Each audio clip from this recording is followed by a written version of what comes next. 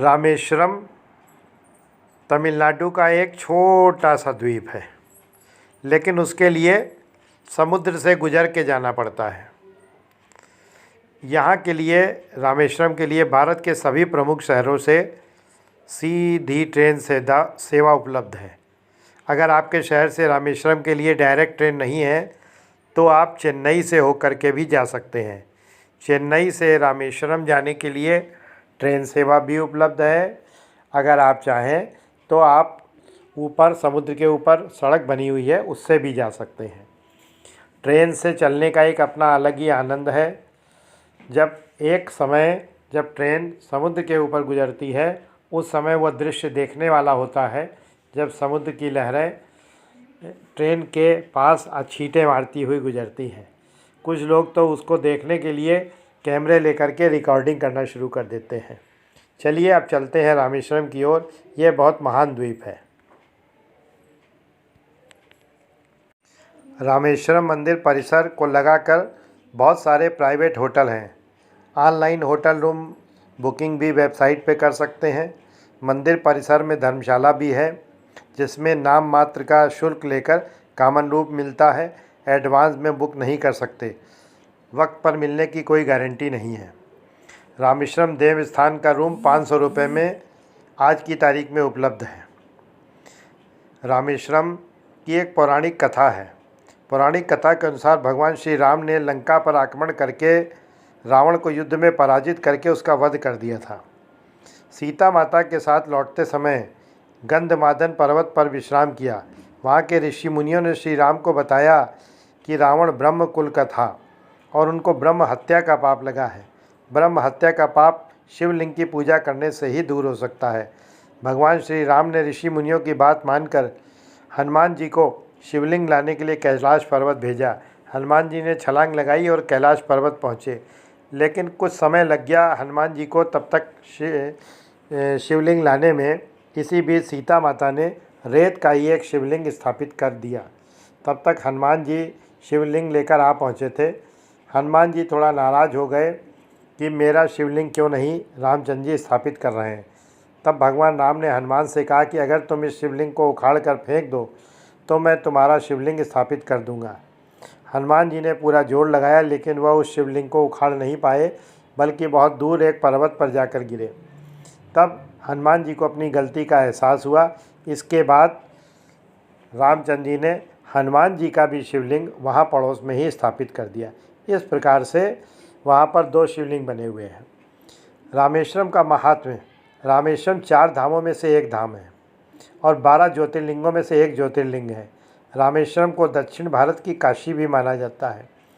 जो व्यक्ति गंगा जल से रामेश्वरम शिवलिंग का सच्चे दिल से भक्तिपूर्वक अभिषेक और आराधना करेगा वह मोक्ष को प्राप्त करेगा। इस मंदिर का निर्माण में कई राजाओं का योगदान रहा है। बहुत सारे राजाओं ने अपने कार्यकाल में इस मंदिर के कुछ हिस्से का निर्माण कराया, कुछ ने पुनर्निर्माण कराया। 12वीं शताब्दी में श्रीलंका के राजा बाहु ने मूल लिंग वाले गर्भगृह का निर्माण कराया था। रामेश्वरम मंदिर की वास्तुकला। रामेश्वरम मंदिर 15 एकड़ में फैला हुआ है। द्रविड़ शैली में इसका निर्माण कराया गया है। यह मंदिर 3 भागों में बना है। पूर्वी, पश्चिमी, भीतर का गलियारा, बाहर का गलियारा। मंदिर के चारों ओर ऊंची दीवार बनी है, जिसकी पूर्व से पश्चिम की लंबाई 865 फुट है। उत्तर से दक्षिण की लंबाई 657 फीट है। मंदिर के बाहर का गलियारा विश्व का सबसे लंबा गलियारा है। 5 फुट ऊंचे चबूतरे पर स्तंभ बने हैं। स्तंभ के आधार से छत बनी है। गलियारों की ऊंचाई 9 मीटर, परकोटे 6 मीटर है। रामेश्वरम तीर्थ का महत्व। रामेश्वरम द्वीप पर कुल 64 तीर्थ हैं। इसमें से 23 तीर्थ ही महत्वपूर्ण हैं। मुख्य अग्नि तीर्थ 100 मीटर की दूरी पर है। 22 तीर्थ मंदिर के भीतर हैं। इन तीर्थों पर स्नान करने से पापों और रोगों से मुक्ति मिलती है और शरीर में नई ऊर्जा का संचार होता है। रामेश्वरम के निकट बहुत सारे छोटे मोटे मंदिर और तीर्थ हैं। वक्त की कमी के कारण सभी को भेंट दे पाना संभव नहीं होता, इसलिए जिन स्थलों का दर्शन करना आवश्यक है उन्हीं का समावेश कर लेना चाहिए। अग्नि तीर्थ के निकट ही ऑटो रिक्शा और बस स्टैंड है। यहाँ से बस, कार, ऑटो भाड़े पर मिल जाएगी। गंधमादन पर्वत के रास्ते पर होने वाले दर्शन, एक तो साक्षी हनुमान मंदिर, नंबर 2 पंचमुखी हनुमान मंदिर, नंबर 3 गंधमादन पर्वतम।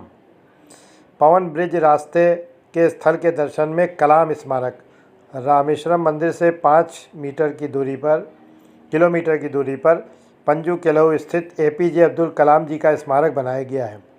जिस स्थल पर कलाम जी को दफनाया गया था उसी स्थल पर स्मारक बना है। 300 से ज़्यादा मजदूरों ने दिन रात मेहनत करके 10 महीने में स्मारक का निर्माण कराया। यहाँ पर एक सेंट्रल हॉल है जिसमें सलाम की 7 फुट ऊंची कांस्य की प्रतिमा रखी हुई है। उनके द्वारा कराए गए उल्लेखनीय कार्य की प्रतिकृतियाँ भी रखी हुई हैं। बाहर 45 फीट ऊंचे और 4 टन वजन के अग्नि 2 मिसाइल खास आकर्षण है।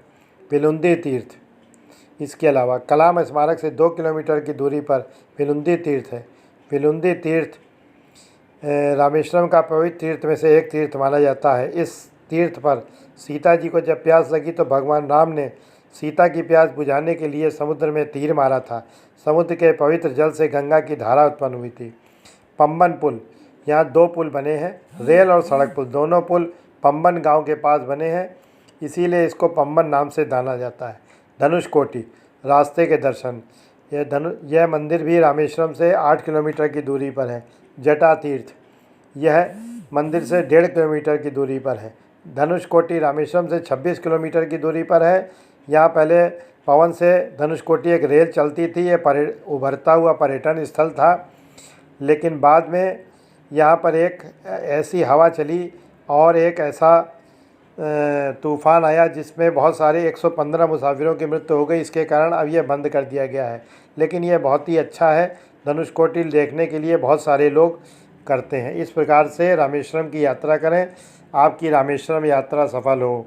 ओम जय श्री राम, ओम जय श्री राम, ओम जय श्री राम, ओम जय श्री राम।